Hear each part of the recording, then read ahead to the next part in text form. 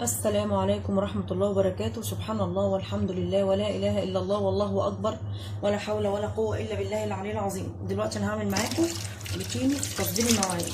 أنا عندي أول حاجة هنا بغسل الكوبايات بالإريال، وهنا ده المواعين التانية وللأطباق وللألمونيوم. معايا السلكة ومعايا الليفة ومعايا الصابونة الصلايط أهو، زي ما بقول لكم أنا على طول ببقى جايباها حطها كده إيه في حاجة. هقول بسم الله الرحمن الرحيم. هبتدي ان انا اغسل الكوبايات معاكم كده وهندردش ايه شويه. بسم الله اهو. انتوا عاملين ايه يا حبايبي؟ انا بقى بحب غسيل المواعين قوي، وبحب ان انا ادعك الالمونيا. على فكره دي بقى ايه هوايتي من وانا طفله. سبحان الله، يعني بحب قوي ان انا ادعك الالمونيا. ان ما كانتش الحله بتبرق معايا ومواعيني زي الفل وحاجتي زي الفل بقتنعش بيها بصراحه. طبعا عشان الشتاء وعشان البرد انا بغسل بايه؟ بغسل بالميه السخنه، منها تعقيم ومنها تنظيف. انا صيف وشتاء بصراحه بحب ان انا ايه اغسل بيها. طبعا المواعين دي مزاج، في ناس مش بيحبوها وفي ناس بيحبوها. كل واحد كده ليه حاجه بيحبها في عمايل البيت. الله اكبر، الله اعظم، الله اكبر، الله اشهد ان لا اله الا الله واشهد ان محمدا رسول الله.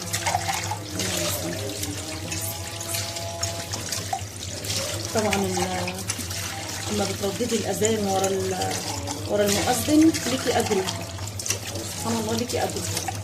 وانا بنصحكم ان انتوا ترددوا الاذان. ويصلح لها حالها بقى اللي قالت لنا وعرفتنا بكده. بسم الله. وانا اول ما تبداي يومك بسم الله والحمد لله والله اكبر ولا حول ولا قوه الا بالله العلي العظيم، بتخلص وبتعدي على طول.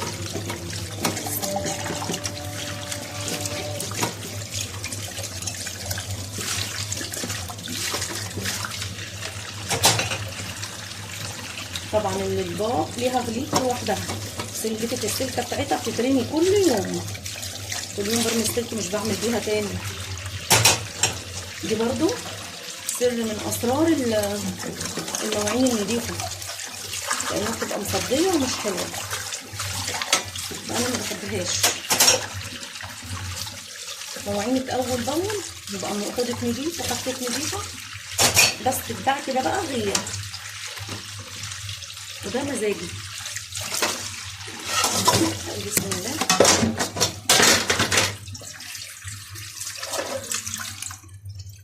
بسم الله.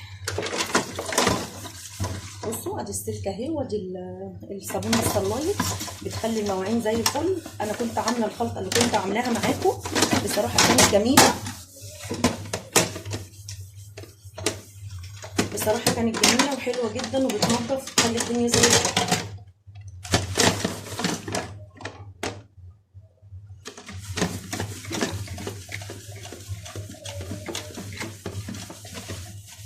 بس الصابونه الصلايط برضه بتنقي لها بايديكي، بتخليها حلوه، تخلي المواعين زي الفل، مفيش ريحه زفاره ولا حاجه وحشه لا قدر الله. اهم حاجه يكون عندك صابونه حلوه نظيفه حلوه. لا تقولي لي بقى غساله اطباق ولا مش غساله اطباق. انا يوم ما ربنا يديني ويكرمني عمري ما اجيبها. ليه؟ لاني مش بحبها. بحب اغسل حاجتي مع نفسي، وبالذات الالمونيا دي عقدتي. شوفوا الاطباق اتكسر ازاي، الطبق اتكسر ازاي، مش هين عليا ارميه، حرام. حط عليه اي حاجه تانية ممكن استعملها، مش اي حاجه ترميها. اي حاجه تتكسر منك قولي في سبيل الله.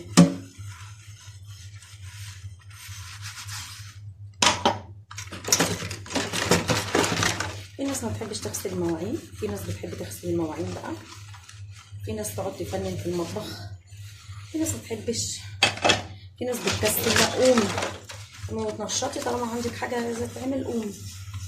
ربنا يصلح الاحوال، اللهم امين.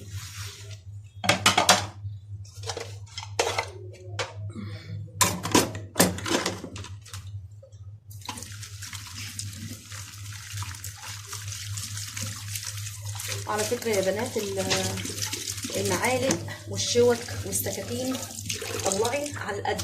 لما بتطلعي وبتحطي في الصفايه كده على القد. دلوقتي انا هوريكم الصفايه بتاعتي على الحوض بعد ما اخلص طبعا اغسل الرخام.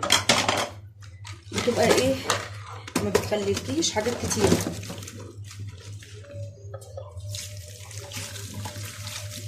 انا مش بخليك طبق فيه صلصه. انا عايزاكم الله لازم نضرب السلكه دي بقى ممتازه ممتازه. بصوا اي حاجه لازقه في الطبق، اي حاجه لازقه في حله لبن. وهوريكم وهبعت معاكم الالمونيوم وهوريكم. الصراحه انا بحب اغلبط في الميه. فين الفوش ده؟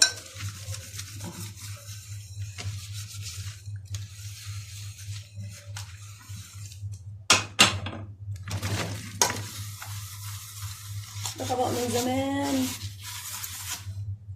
بس معتزه بيه.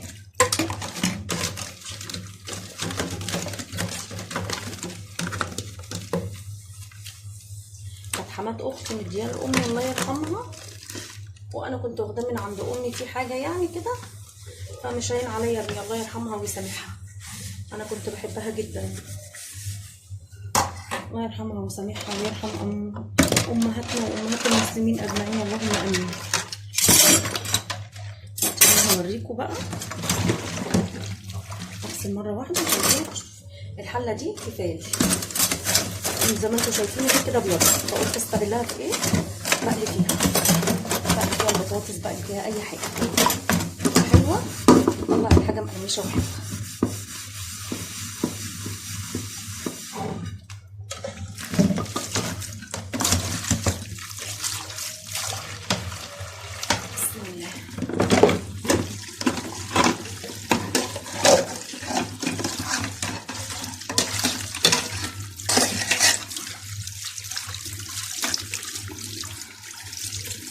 بصوا هو ذكرى وهي ماتت الله يرحمها، بس عشان كل ما اشوفها اقول الله يرحمها ويسامحها ويغفر لها.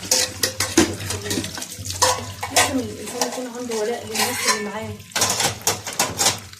مش عشان الناس دي ماتت احنا ننساها. اكيد بتفتكرها الحاجات الحلوه برضه. الله يرحمها ويسامحها ويغفر لها.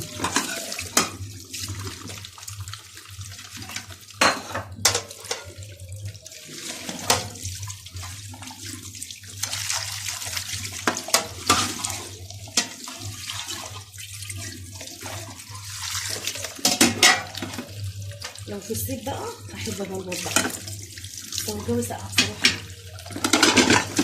بقى كده معاكم كده اسيبهم عشان ما يتقلش. قومي وخلصي حاجتك وتحدي الكسل، متفضليش قاعده. اهم حاجه المواعين، طالما المطبخ نضيف، طالما الشقه كلها تبقى رايقه. اعزكم الله الحمام والمطبخ هو وحاجتين اتنين كمان. اتنين هما اللي ينضفوا شقتك، غسيلك ومطبخك وحمامك. حد حمام يكون نضيف، اي حد يخش عليك على غفله عايز يخش حمام، عايز كده تلاقي شقتك حلوه.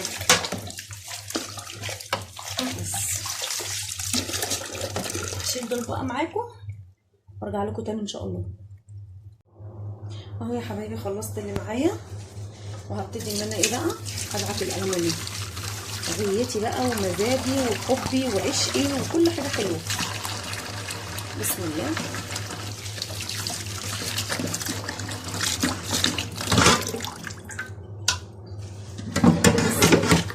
الحلل دي يمكن فيهم كمان بتوع امي الله يرحمها، بس محافظتي عليها.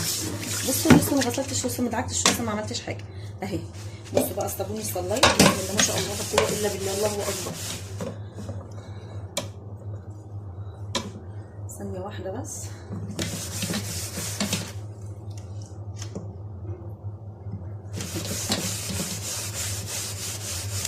الحله تتغسل كده يا بنات. هو اصلا ما حدش بيجيب ألمونيا وما حدش بيجيب الحاجات دي دلوقتي، بس دي غيتي. احب غسيل اللبن، احب غسيل اللبن. حلل اللبن لازم كده تكون مضغوطه ونضيفه زي الفل.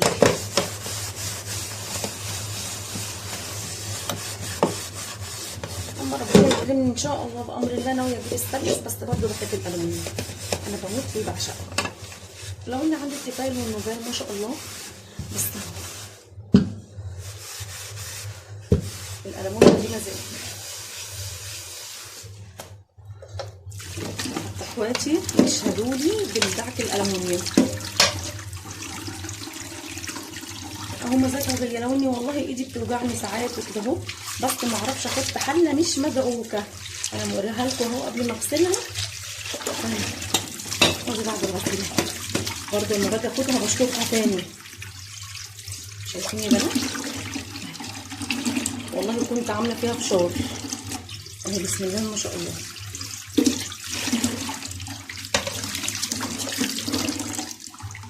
لا مش مره واحده يعني اهو، بس شوفوا ان هنا كمان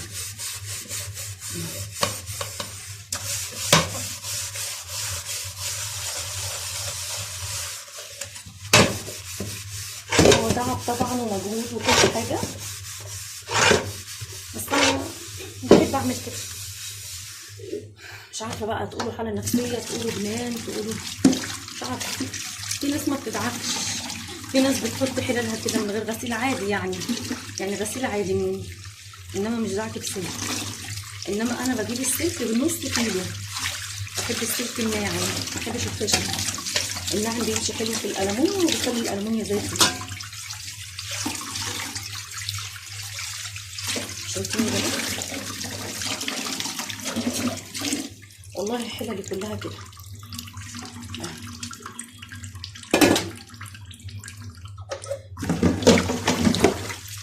حد كان طلب مني بس يعني من اصحابي ان انا اعمل روتين لتنظيم المواعين.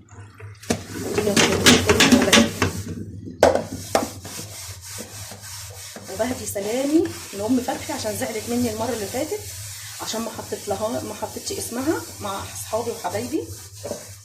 ام فتحي واصحابي اللي هي رضا حبيبه قلبي، ربنا يصلح لك حالك يلا واصلح حالنا كلنا، اللهم امين. وصل لنا العباده على الوجه اللي انت ترضى بيه عننا يا رب. الصينيه دي من جهازي يعني بقالها 30 سنه. انا متجوزه بقالي 25 سنه، بس قعدت مدركه 4 سنين بقى. الصينيه دي انا ساعات بقلي فيها، والله بقلي فيها سمك موسع وهي.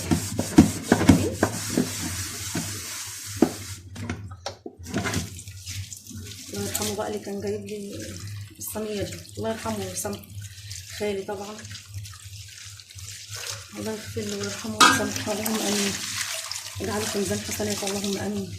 كان جايب لي طقم الالمونيوم الجميل دوت، الحلل، بس مش الحلل دي، الحلل التانيه كان اسمها العسكري. العسكري دي والله بقول لكم يا بنات، انا بقلي في الصينيه دي، بقلي فيها السمك عشان كبيره وحلوه وواسعه. شايفين اهي، ممكن فيها حاجات بسيطه من هنا بس مع السلكه دي كله بيجي.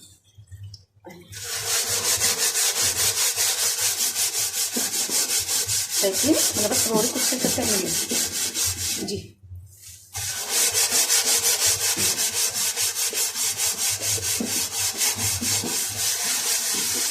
انا احب البوتاجاز برقه يكون بيبرق كده، حنفيه زي الفل. اجعل في ميزان حسنات، اللهم امين. نظافه حلوه يا بنات، النظافه من الايمان، والله النظافه من الايمان. ولما تكون حاجتك نظيفه ومطبخك مرصوص ومواعينك زي الفل، فده حتى عليا بقى. انا بقى ست بسيطه والله، الحمد لله. ربنا الصحه والعافيه من عنده ليا وليكم والمسلمين اجمعين، وما يحوجش حد لحد، اللهم امين، اللهم امين يا رب العالمين. لما اتجوزت وكنت عروسه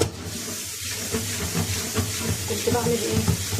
كنت اطلع مواعين من المطبخ اغسلها وارجعها تاني.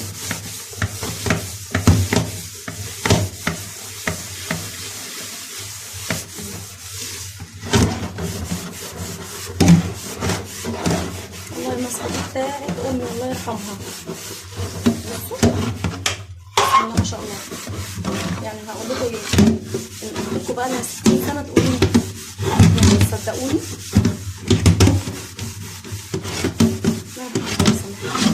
ما يجعلكم ميزان حسناتكم. انا واخداها منها ذكر، كانت هي مديهاني يا حبيبتي قبل ما تموت الله يرحمها. بصوا حاجتك لما تبقي محافظه عليها ودعكاها وزي الفل. هي صح مطبقه من هنا كده شويه انما زي القشطه اهي.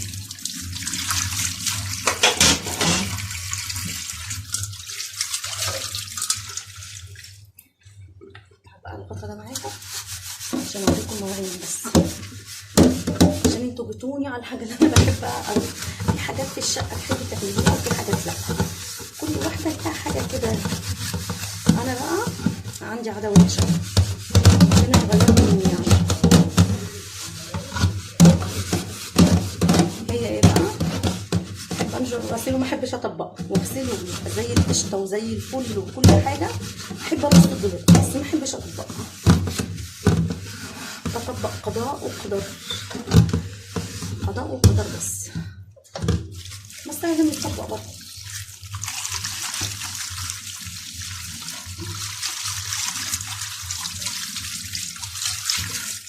بص اهو اديني متعود في كل حاجه زي القشطه.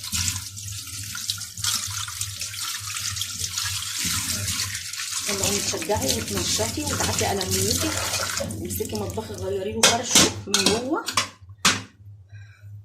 غيري له فرشه من جوه واعمليه وهتلاقيه معاكي زي الفل.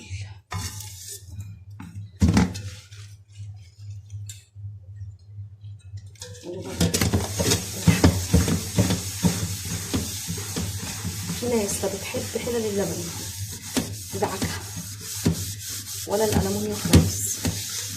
اقول لكم مزاج تقولوا لي ايه؟ تقولوا الست دي متخلفه.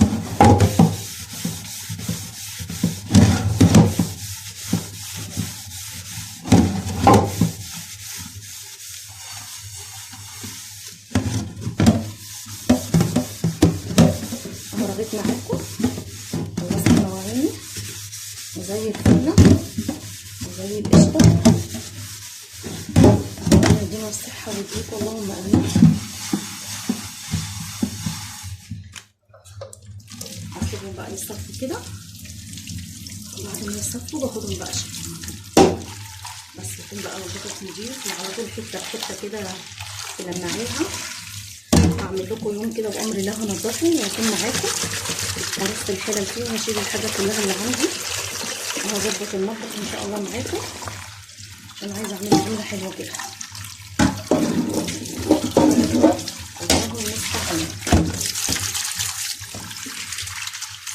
لما باجي بقى تاني لا ممكن تصدميها تاني عشان الألمونيا، عشان بيقولوا الألمونيا بتجيب الزهايمر.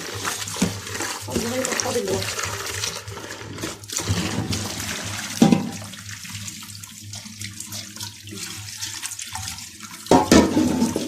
كانوا قبلينا بيعملوا من حلل النحاس وكانوا اللي عندهم زهايمر ولا عندهم حاجة. الحمد لله. هشطب بقى الحوض معاكم وهشطب الحاجة معاكم وهرجع لكم تاني.